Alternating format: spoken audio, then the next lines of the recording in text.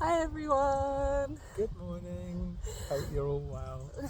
Okay, so it's Karen and Tim. We're doing round 2. If Ding, you've ding. seen us before, we have sat and chatted before, and it got such a beautiful response. It did have some beautiful feedback, Didn't it? So we thought we'd give it a go again. Yeah. We thought we'd give it a go again. Different location, as you can see. There is a river behind us. You might see intermittent children and dogs and rubber rings. Yeah. But that is because it's a lovely sunny morning.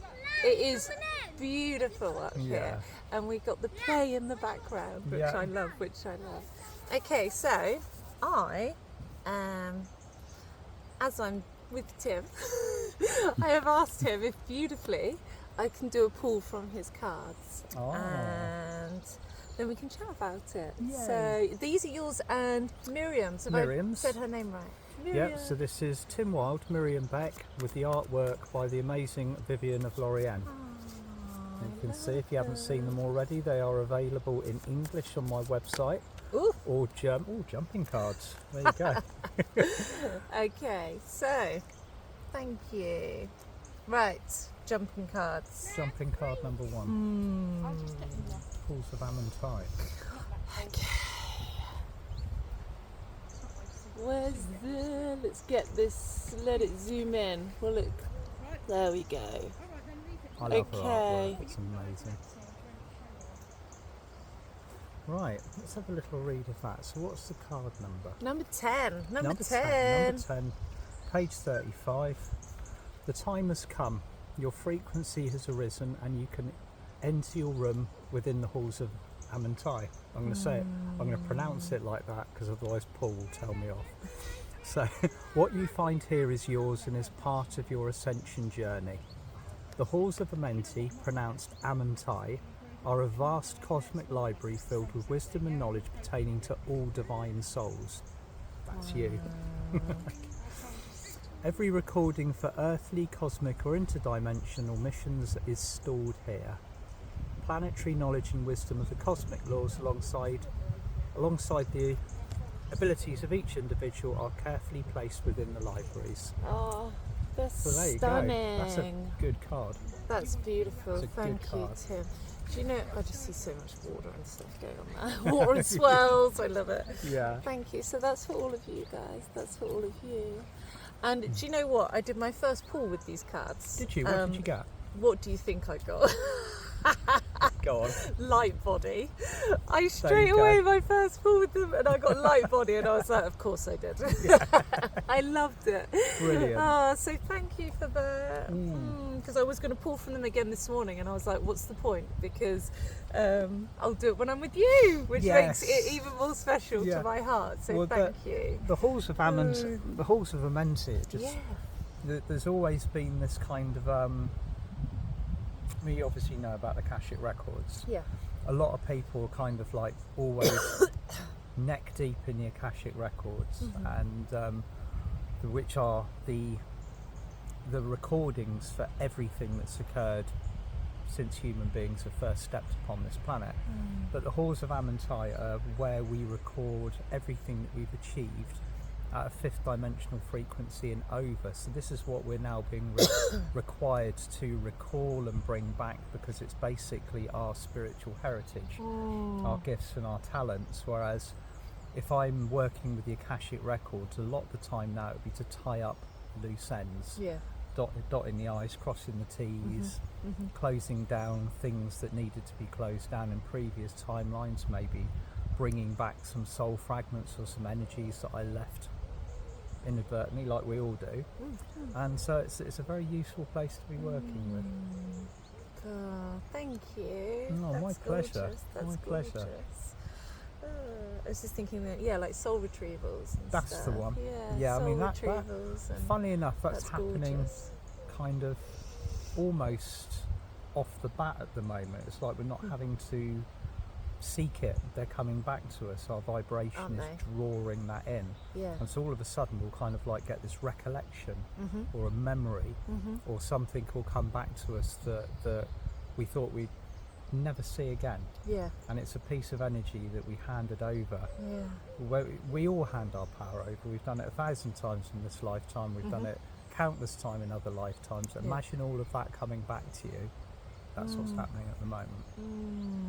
Sometimes you have to work through the nitty-gritty of it, though. And that's well, yes. That's just... It's kind of a little bit of a segue into what we're talking about this Yeah, morning, it is isn't it? actually. That's interesting because we wanted to chat about... I'm massively at the moment feeling the talk about connections. How we connect, how we learn, how we weave in the human experience. And I'm feeling, we've been saying this for a little while, that people are starting to connect differently. People are connecting as they're sort of almost grounding themselves more. Here, we are connecting more in sacred spaces. And we are having a lot of lessons learned. A lot of lessons learned. Yeah. Like you say, things put on our path so we can unweave the things that don't serve us to step into the new spaces that are giving us our direction of where to go.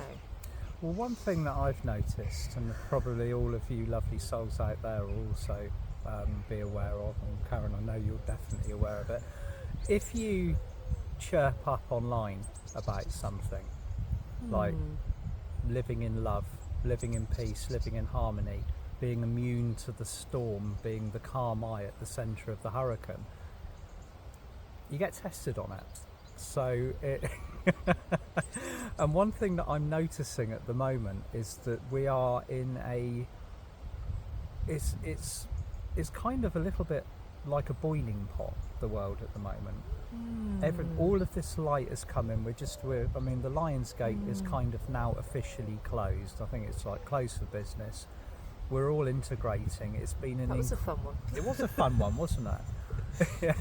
in many ways, but it was this year. It was incredibly physical. It's all about the embodiment of the physical self here on the light body. The light body. Yeah. And therefore, with a light body, you have to speak lightly. Yeah. You have to communicate from the heart. And when you are presented with challenges, however they may be, you are then expected to be able to, as humanly as possible, retain your frequency and your vibration under pressure. Yes. And I find, particularly I've found, and I know you found, and many, and all of you listening will find, that this is something that you will be tested upon. Because once you carry that frequency without triggers, without a reactionary state, and you can respond to everything from the heart, then indeed you can walk freely into the vibration of the fifth dimension with no baggage, because you can't take that baggage through the gateway. This is what has been kind of said all along. Yeah. You know, when we step into that frequency, when we take the mantle, when we proclaim ourselves to be walking masters on this planet Earth, we have to walk our talk. That's what this is all about at the moment. And the tests are showing themselves in many ways. Beautifully. They really are, aren't they? I Yeah. mean, in a very intensely personal way as well. Yeah, I think, yeah. I'm quite happy to mention mine the last couple of weeks that have made me realise how far I've come with letting my triggers go and shifting through them. You know, last week someone stopped me in the street and told me that I wasn't pretty. I was like, wow, luckily I know that I am.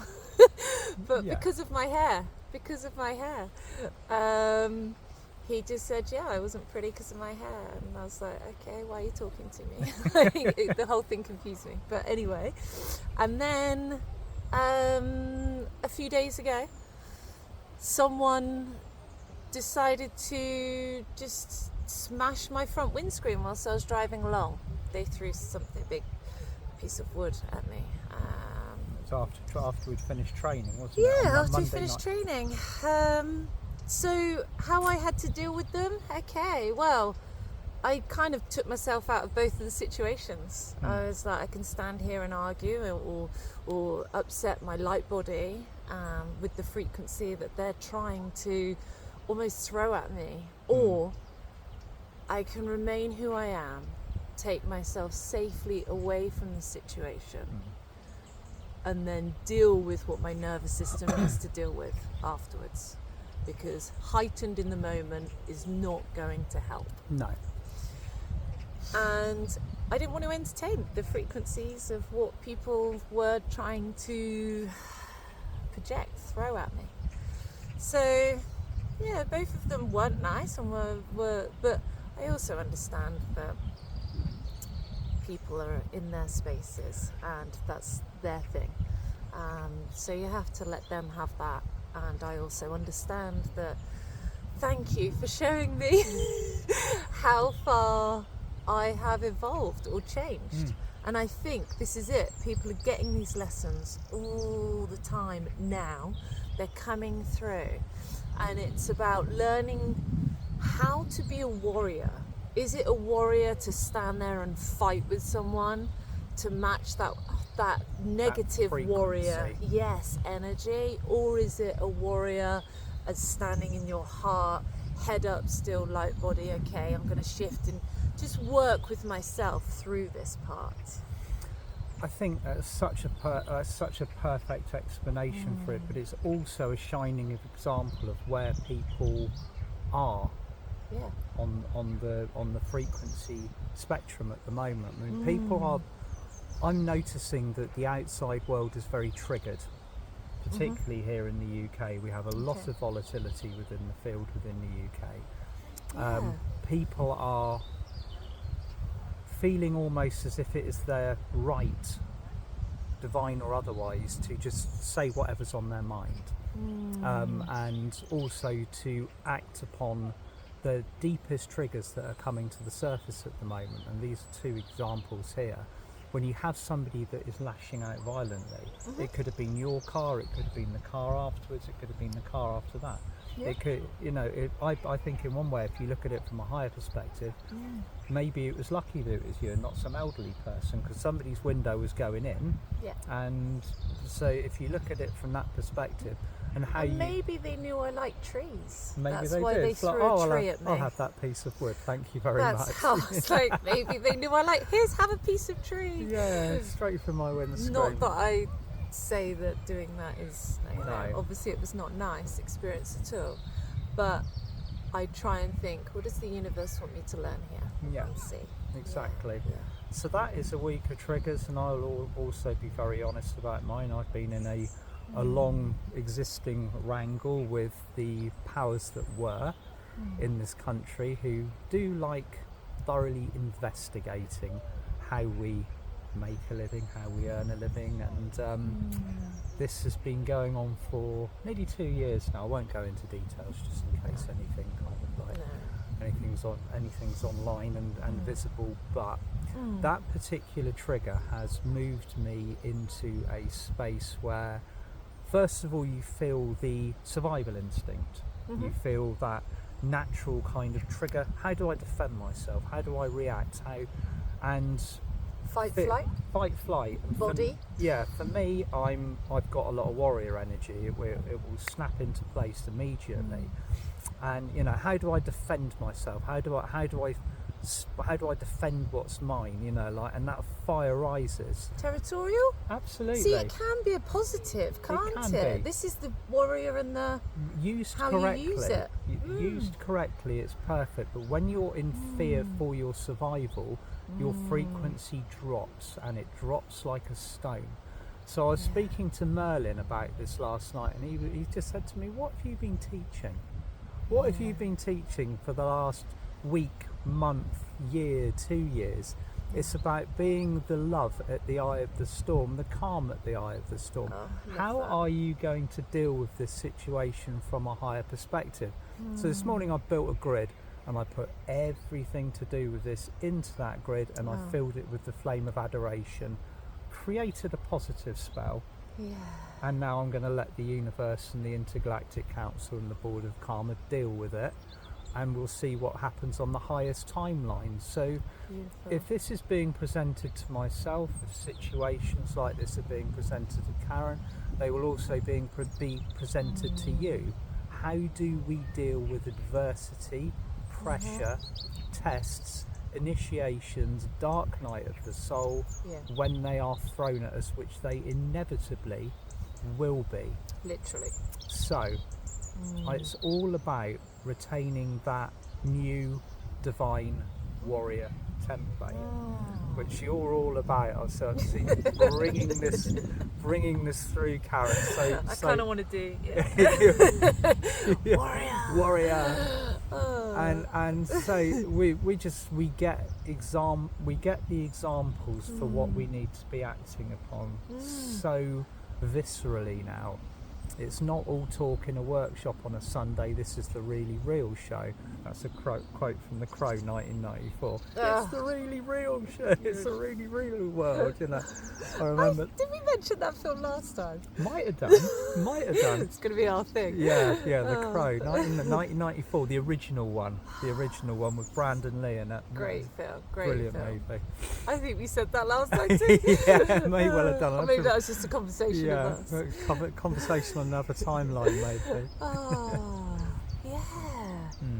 And something that I relate Dark Night of the Souls to with this sort of integration that's happening is the connection.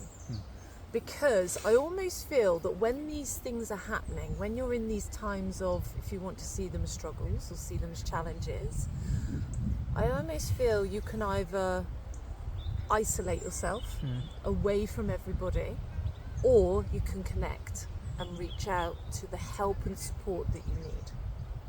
But it needs to be to the right people. It does. People need to be an open space for you to be able to go and to receive the support that you need, rather than fuel the energy frequency in a negative way. So it's about holding you in that space of, Karen, what do you need? Or what do you need out there? Yeah. Rather than sitting there and gossiping about this and fueling it with negative energy. Or just telling you what you might want to hear, or you need in that circumstance. And that's how we heal totally. that nervous system, isn't it? Being held. Honesty. Being You held. did hit by a feather. Excellent.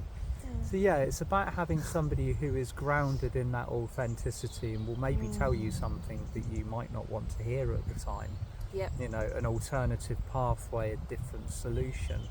You know, when Merlin kind of spoke to me last night about, like, it's like, what are you doing? You know, what are you doing? Sort of thing. Like, this is how we deal with that. And I was just like, oh yeah. And I always used to think Merlin was really blunt. And it's like, oh, come on, you don't have to like say it like that. Be nice, you know what I mean? But none of the souls from the higher realms, the archangels, they don't mince their words. They will speak exactly how it is supposed to be via the frequency of divine truth. And that is something that we are all aligning ourselves with. But there's a massive difference there between just blurting out whatever's on your mind, as you had the example of last week. You know, that everything has to come through the chamber of the heart. And this is what I was talking about the other night with my workshop. It's just like, when you speak, we speak from the heart center. It comes from the heart, through the higher heart, up through the throat, checked via those gateways, and then those words carry the resonance that people respond to on a higher level. Clarity, truth, integrity, all of these things are so important at the moment. No matter who it is, no matter who you're communicating with, no matter what situations you're dealing with. Yeah. Fun times. Authenticity, isn't it? Yeah. Authenticity. Absolutely. And some people might say, well, he was being honest. He was saying, like, you know, I don't think you're beautiful. So where do you gravitate with where people say, wow, he was being honest, he was being authentic, he was speaking his truth? Was the truth invited though? That's it, isn't it? There has, That's in it. many cases there needs to be, we all operate and function under very powerful but very simple spiritual laws. A lot of energy exchanges are kind of done without invitation. This particularly pertains to offering healing or offering advice. Where's that coming from? Where is that advice? Where is that offering coming from? Is it coming from the heart? Because if it is, then you will probably be guided very strongly to wait until you are invited for your counsel. And so there's all of these kind of personal boundaries about speaking lightly, speaking kindly. If you don't Beautiful. like what somebody's done with their hair, it's not really any of your business to kind of approach them in the street and tell them, although that is the culture in some countries, and maybe that was just where he was at the time. And I guess there's a big lesson there that it's about always asking permission, isn't it? And you build a connection relationship with someone to know your boundaries, and you don't have that with someone in the street, right? You don't just stop. There is no boundaries, there is no respect. It's Oi, like, mate, what do you think of my barnet sort of thing? It's like one of those, and it's isn't it? almost like when I go around, even when I go around taking offerings from the earth, like this morning, opening blackberries.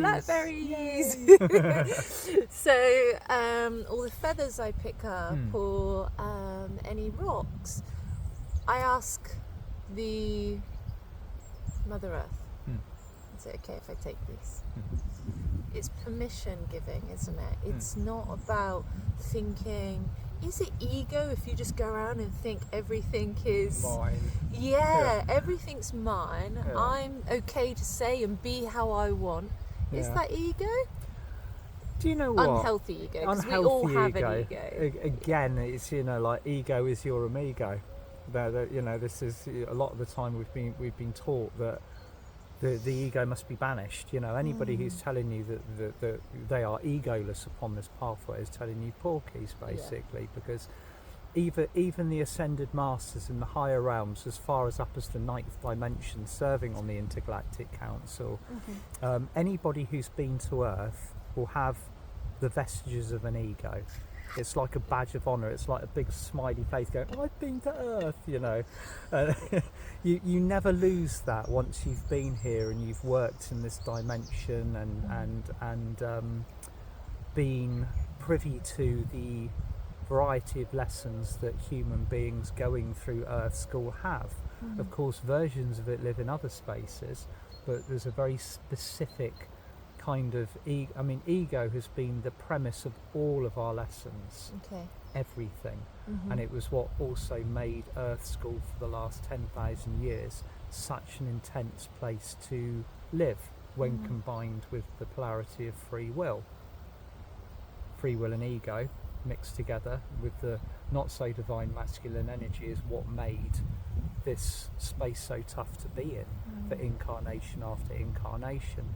Hence the masculine wound is a lot kind of deeper and more troublesome to be fixed, and that's what's coming up at the moment. So it's plus also forgiveness on the side of the divine feminine.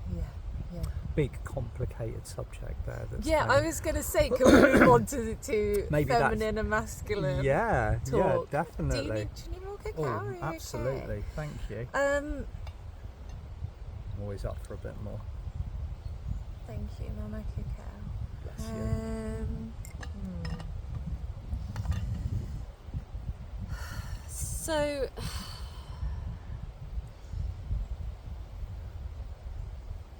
I was having like an interlude, like curtain come down, cacao break, with like nice music playing in the background. It's nice to share with everybody. So, okay, I have had quite a few conversations with people about the masculine and feminine.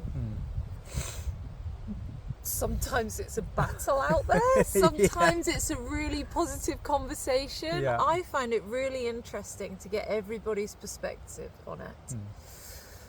So, Tim, where are you sitting with it at the moment? Where am I sitting with it? Well, where I'm sitting with it is that we've done the first half plus a couple of years of the Ascension process, driven and fueled almost entirely by the Divine Feminine. Right. You know, it's very rarely have I seen, you know, like anchored, grounded men. Whoop, nearly went over. You're an expert. Yeah, You're I got on it. you. I got you. Look at these reactions. Thank you. My pleasure. So it's been a rarity to see men within my events, my spiritual workshops, turning up, and most of the time it would be like someone's husband that had been dragged along by the missus, come along to the workshop, and for the first half of it they'll sit there with their arms folded, like clearly not really sure. And by the end of the day, they'd eased into it and were happy and were like participating. But what we're seeing now is almost like a rising of the divine masculine, but not in a identifiable spiritual role as we might expect them. So, and I was talking to my son about this the other day, about the authenticity of the divine masculine coming through on a heart-centered frequency. But the fact you're talking about it, Yeah. you and your son, that's this is a conversation that's with Jake and I. beautiful, because that's different generations. It is Having a different masculine generations. conversation, it's About spirituality and what it means. That's and how far it's come. Yeah. That's beautiful. So Yeah. they are all out there at the moment in various stages of waking up, identifying with their heart centres in whatever way is appropriate for them. We're seeing a lot of male souls rising into positions of, like, you know, protector, provider, you know, like creating that space and anchoring the divine feminine in while they do what they do. You know, nurturing, birthing, creating energies, bringing all the love to the planet. So we're seeing there's a huge awakening at this moment as you're listening to this on this planet. But look in places where you might not have previously looked before. Look in supermarkets, in shops, in the street when you walk past people.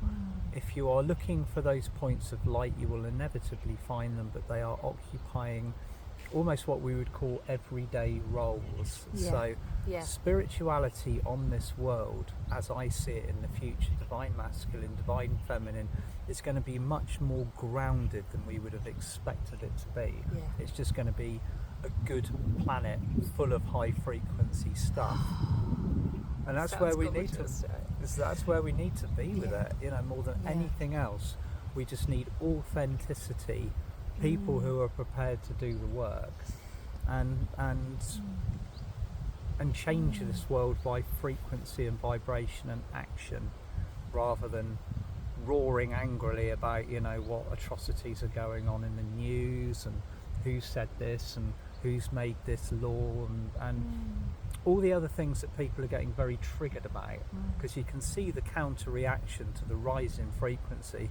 Like, say for example, in the United Kingdom, and this happened at the beginning of this year, the vestiges of the Atlantean collar fell away at the beginning of this year, and automatically, as a counter response to this, you see the third dimensional matrix bringing in kind of silencing or stifling laws all throughout, especially in the UK. We're really seeing this in the UK at the moment. But where it is in one country, you'll see versions of it rising in the other. So you see the high frequency, you see the positive, then you see the shadow. How do you deal with the shadow? You deal with it with love, and that's, and a lot of people respond to it with anger, with outrage, with fear. It's because they don't understand? Is it sort of lack of education in that area? It's survival. It's fear. Yeah. It's fear, because what we're being presented with at the moment is technically, if not dealt with correctly, a threat to our existence. If you see all of these things coming in on the level that they are, if it stays in 3D and it's met with a third dimensional frequency, anger, rioting, all the rest of it, that's exactly what they're looking for. That's exactly the effect. But we're seeing also the rise of the kind of the community mindedness, again, what we see the dark, and you also see the light. Everything's happening at the moment to specifically wake people up and bring them into a state of awareness. we've all got that third eye nice and free and shiny now. Yeah. So it's just the right time to be doing it. Yeah. And I was thinking when you were chatting about the masculine and the feminine, it's about actually the feminine allowing as well, like the masculine to be there. Look at you, like it's like banished to the outskirts sort of thing. Yeah, so yeah, it's about that balance, isn't it? And this is where this communication comes in. Communication is key. Absolutely. Communication is key to everything. This is where I'm at, this is what I need, this is who I am. It's all this this honesty, this authenticity that's coming from the heart. And I just think that, that's, otherwise everything gets a little muddied, right? Certainly does. Gets a little muddied and then comes out in actions. Yeah. And when it comes out in actions, it comes out in anger, Yeah. it comes out in shame, it comes out in guilt. Whereas all it takes is that communication. Communication at This the is highest what's frequency, going on. communicating with love is absolutely key for everything at the moment. You know, even my communications with my team in spirit, it needs to be done from a point in love, you know, because we've all had those days, haven't we, where we stamp our feet and we squawk and we demand and we're like, I don't want to go through this anymore and all the rest of it, and then afterwards we're like, sorry, done it again, haven't I? Now I understand. Now I understand. Thank you. Yeah, and they're just like, right, yeah. Afterwards, like, now thank you. Tail between your legs for having a go at them. Yeah, absolutely. Wow. Enjoying your cacao? Oh, it's wonderful. Thank you. This is what a gorgeous morning. It is a beautiful morning. It's a very, very, very You can just beautiful feel morning. the wind. You can feel the onset of the Virgoan energy as well. You can. I can. Loving it. How did you get on with the moon? I love the moon actually. Yeah, But in the morning, it felt very serene.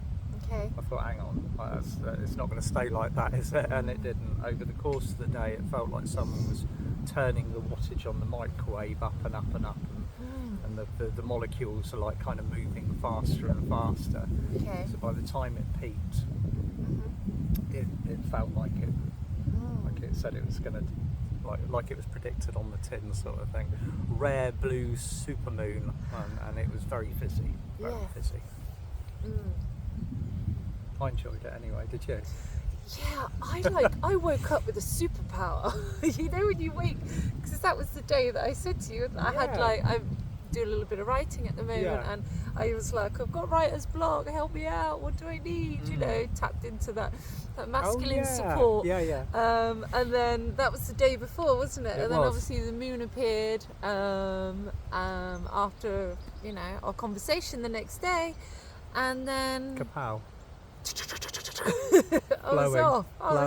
Absolutely. And I was like, thank you. It's just something just occurred stunning. to me. It was Monday, wasn't it? The supermoon. Yeah. Might have been a trigger for the behaviour that came your way. Yeah. Because we all know what, you know, like the theory about the full moons is that, you know, I did feel that. I did feel I you know. Back in the old days, like they I think there were certain pubs that wouldn't serve alcohol on full moons and things, right. and people used to actively behave differently on those kind of nights. So when you've got energy coming like this at this level, it can be a massive trigger for people. It really can. So again, view your world with love.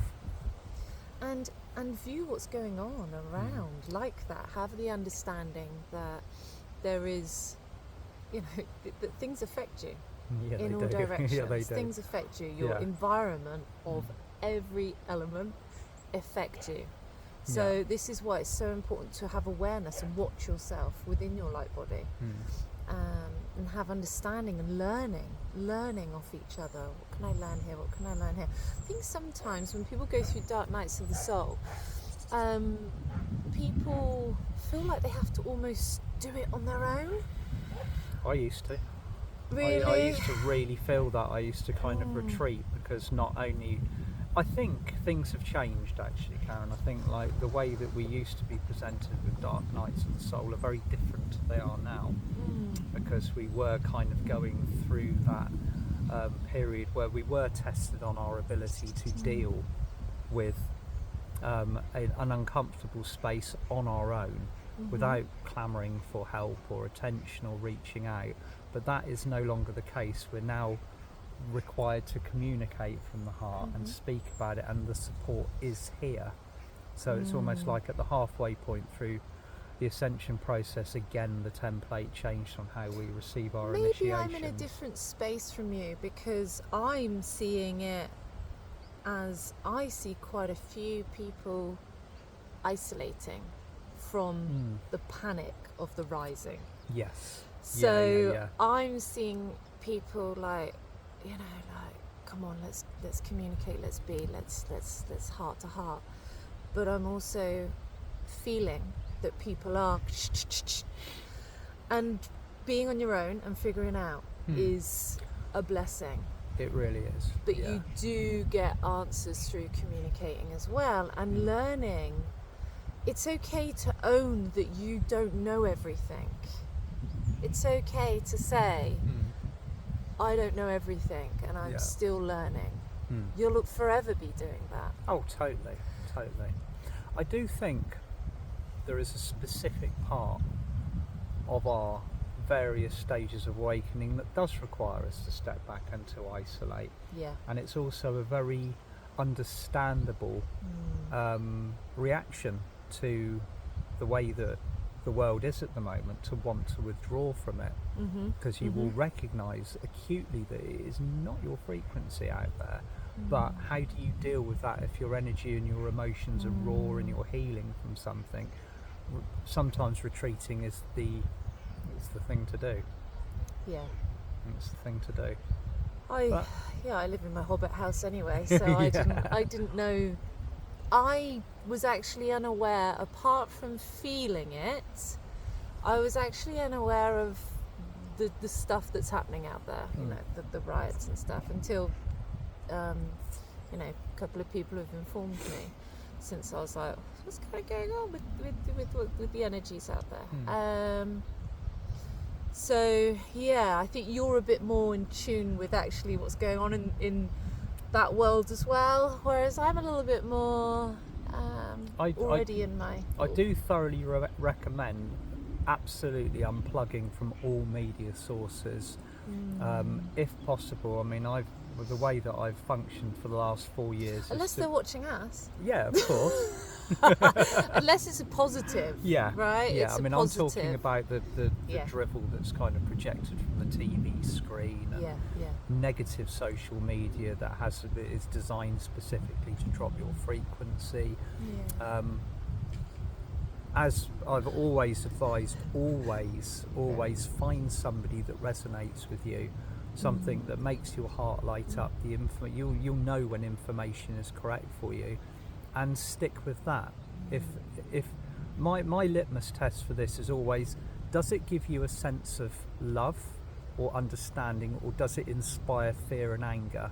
And then the choices become very clear cut. If something frightens you, if it's inspiring you or triggering you into a state of survival, then it's not for you. You need to be stepping back from that. And I've always advocated for being as informed as you need to be about what's going on in the world around us, whilst not being affected by it. But that's something that has to be cultivated. But also acknowledging that fear is sometimes a space you have to go to. Oh yeah. For growth. Yeah. Isn't it? So many times absolutely. I've wanted to step into a space, but I have been fearful to step there, and that's upset my nervous system. Yeah. But it's about, okay, what's that teaching me, that nervous system? But it's also knowing that once I take that step, understanding what the fear is. Yeah. Why is it triggering? Is this going to benefit me? Is Where's this not it come in the long from? run? Yeah. What's the trigger point? Yeah. What have I experienced before? So fear can actually be your friend. Yeah. If you're learning from it. I have to think of So you got ego is your amigo. I think I've one for fear. I was going to say fear is your Diego. I don't know what Diego is. Oh, I was just thinking of a character out of a cartoon then. I don't know. One will come along, don't worry. Your buddy. Yeah. That's what I was thinking. That's the best I've got, I'm afraid. Oh, no, that works. That works. I like that. Oh, I'm just sat here eating these now. They're gorgeous. They are. Oh, thank you, Mother Earth. Well, my lovelies, what have you got coming up, Karen? Oh, what have I got coming up? What have you got coming up? Okay, well, we've both got with the couple of other beauties. So we've got Light of the Soul and Awakening with Melissa Virtue, joining both of us on the 22nd of September. Which is a Sunday? Yes, it's a Sunday for the autumn equinox. Yay! I'm really looking forward to that. And we've got the beautiful Nourish supplying our food. Oh, I can't wait. Yeah, that's... I actually have a friend that goes, I only come for the food. I'm like, thanks, buddy. But Just as a joke. But the food is gorgeous. It so really is. The whole thing, I can just feel how nourishing it's going to be on all levels from everybody. And that beautiful September autumn vibe as well. Yeah. So come and join us. We'll be at Derweston Hall. Is it Derweston Hall or is it? Is that where you're going? If it is, then it will be probably the wrong place because it's I love it. Oh, no, I've done that for gradings before. That's our next event that we've got in October. So this one is I love that. This one is at Tarrant Kingston Village Hall, which is on the way to Derweston. Yeah, so you wouldn't be far off. You wouldn't be far off. So it's still Dorset. It is, near Blandford, Dorset. In between, it's in between Wimbledon, Blandford, and Dorset. On both the details are on both of our websites anyway. So come and join us for that. That Sunday's going to be fab. Yeah. And then in October on the 14th. Oh, 13th. 13th. See, I haven't got my stuff in front of me. It's only a date anyway. It's only a date. 13th of October, Karen and I are going to be presenting a full day's workshop, and then we are going to be in Derweston together. Yay! So Exciting. that's going to be a blast. We're going to have an absolutely fantastic time. We're going to be covering all things Ascension, movement. I should think there's probably going to be a little bit of light language in there as well. Isn't there? Yes, there is. How to use our voice in only a positive, beautiful way. Yeah. There will be crystals and cards and all sorts of goodies, and it's going to be a fantastic day, isn't it? Yeah, thank you. And just a couple of other things. I have little events coming up here and there. I hold events for the Man Cave, I hold events for Wild Women, I hold Soul Flows, which are for both people, spaces for everybody. Yeah. My newsletter's coming out and my one-to-ones. So it's all settling. So all details are on my website. Lots going on. So thank you. And I want to thank Tim.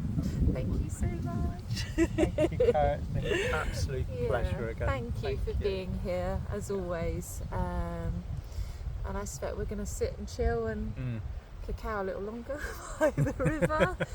And thank you to everyone for joining us. Yeah. And keep living from that heart space, From the heart. From the heart. Seek help if the challenges arise. Which they do tend to, don't they? Yeah, when the challenges arise, stay within who you are and remember that your soul knows the way. Yeah, it certainly does. Certainly does. And reach out to good support to people around you that are safe spaces for you. They're out there. Good advice. Yeah. Okay. Big love, everybody. Lots of love. From our hearts to you. Bye. Take care. Bye. Bye.